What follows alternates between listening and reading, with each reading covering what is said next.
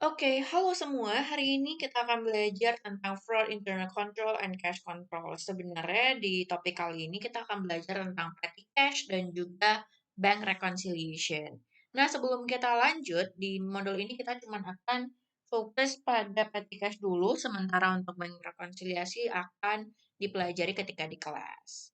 Nah, sebenarnya petty cash itu apa sih?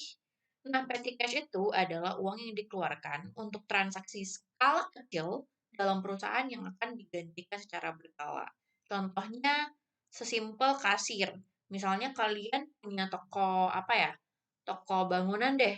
Nah, setiap hari itu setidaknya di kasir itu harus ada uang 100.000 ya, 100.000 misalnya.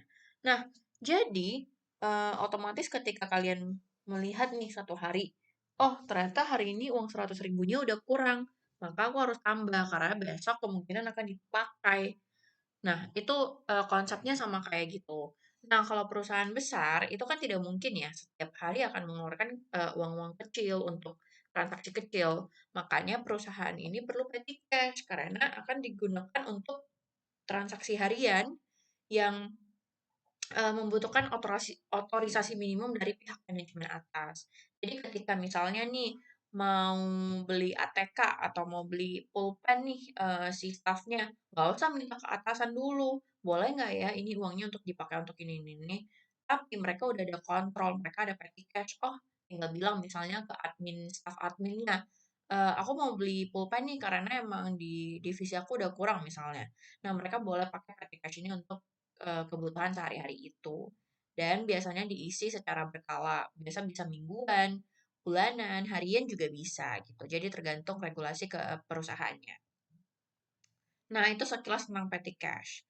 Daripada kita bingung-bingung, langsung aja ke problemnya. Nah, di problem ini ada si Kodi, dia itu maintain a petty cash fund untuk pengeluaran yang kecil gitu ya. Nah, jadi dia ada transaksi yang nanti aku akan jelasin juga selama 2 bulan.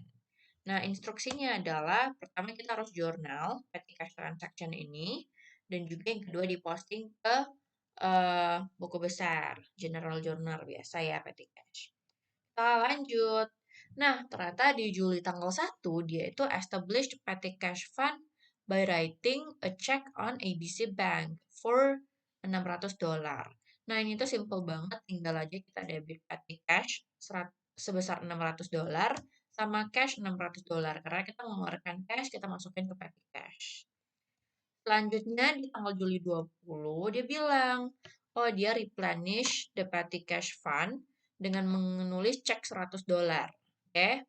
Nah, pada tanggal ini em, uangnya itu terdiri dari $20 cash, kemudian ada beberapa petty cash receipt nih. Ternyata ada freight out-nya itu 62, terus ada postage expense untuk postage ya.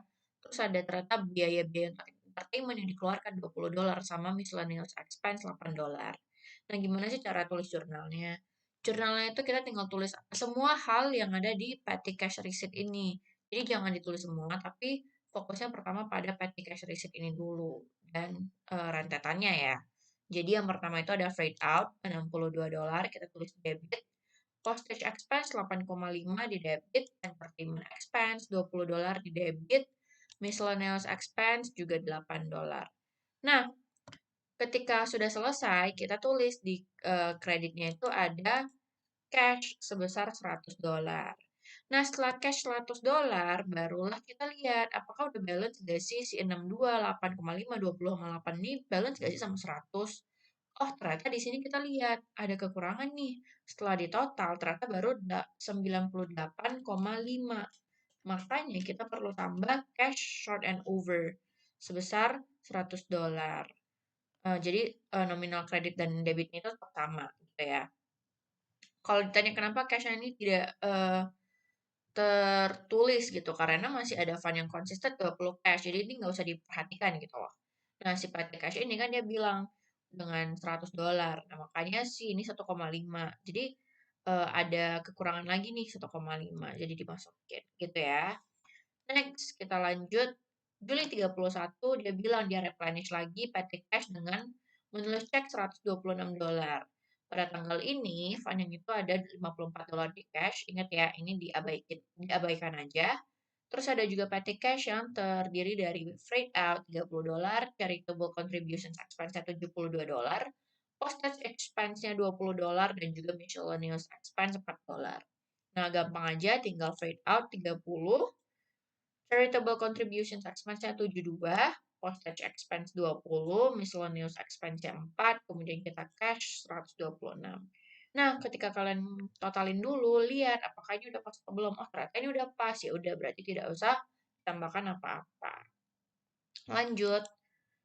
Nah, di Agustus 15, dia bilang replenish juga petty cash fund dengan menulis cek sebesar $510. Pada tanggal ini, ada $5 di cash, diabaikan. Kemudian following petty cash, ada freight out 222, entertainment expense 110, postage expense 178, kemudian ada miscellaneous expense 120. Nah, ini tinggal ditulis juga berdasarkan yang sudah kita pelajarin tadi. Rate out 222, entertainment expense 110, postage-nya 78, sama miscellaneous 120. Nah, ini juga dicek dulu. Cash-nya 510. Udah sama atau belum sih? Oh, ternyata belum sama nih. Karena ternyata di total yang yang debit ini 530. Sementara yang di debit itu baru 510. Berarti kan tidak balance ya. Nah, di sini berarti kita harus tambah, yaitu di kreditnya cash short and over itu $20.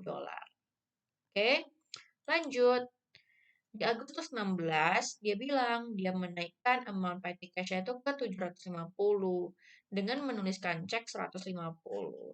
Nah, kita balik dulu ya ke awal. Tadi dia bilang kalau misalnya di Juli 1 itu dia petty cash-nya itu ternyata 600, sekarang mau dinaikin ke 750.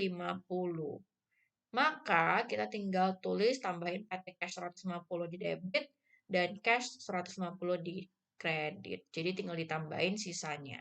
Oke, lanjut lagi Agustus 30. Dia ternyata replenish lagi PT cash fund-nya dengan menulis cek $387. Dan pada tanggal ini ada transaksi seperti ini. Freight out 200, entertainment expense 80 dengan postage expense $7. Nah, tinggal ditulis aja freight out-nya 200, postage expense-nya 7, entertainment-nya 80. Nah, ternyata di sini juga ada cash short and over lagi karena memang belum balance antara debit dan kredit. Ingat cash itu sebesar 387 yang ada di cek. Nah, kemudian tadi ingat kita harus buat yang namanya uh, general journal ya atau di posting. Nah, di sini aku posting pakai tabel T-account saja. Nah, jadi petty cash ada yang namanya Juli 1 di mana dia pertama kali taruh ini ya, Juli 1 pertama kali dia establish petty cash fund-nya $600. Kemudian kalau kita track lagi dia di tanggal 16 dia increase amount petty cash ke 750. Jadi di sini itu ada 600 dan 150, total petty cash-nya ada 750. Oke, dan terima kasih untuk modul ini, sampai berjumpa di modul lainnya.